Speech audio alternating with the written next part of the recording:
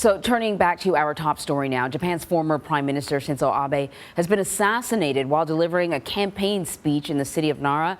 The suspected gunman is in custody.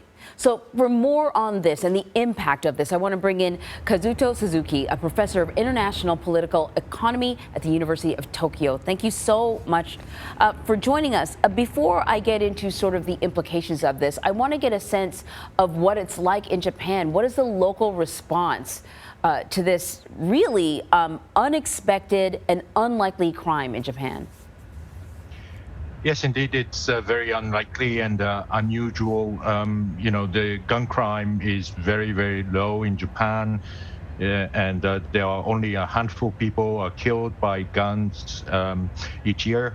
And so there is a very sort of a disappointing moment that this thing happened to the prominent politician. And Shinzo Abe, who well, controversial figure, but he also had a very strong stand in the Japanese politics, and there is a very sad feeling blanket over Japan that we lost a great politician.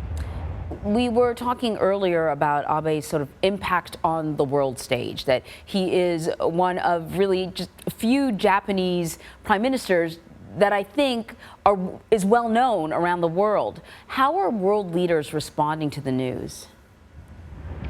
Well, I think it's too early to say, but when there was a first announced that he was shot, then there was a lot of comments on Twitter, and there were a lot of there's a G20 foreign ministers meeting in Bali Islands in Indonesia, and Anthony Blinken and the other global leaders are talking about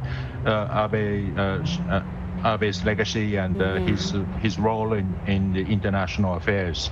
So I think there was a very strong feeling of remorse and despair. He still enjoyed popularity within his own party. I'm curious about whether or not he still had political influence within Japan. Well, of course, he's not as influenced as he was prime minister, but he is still the leader of the largest fraction of the ruling LDP party.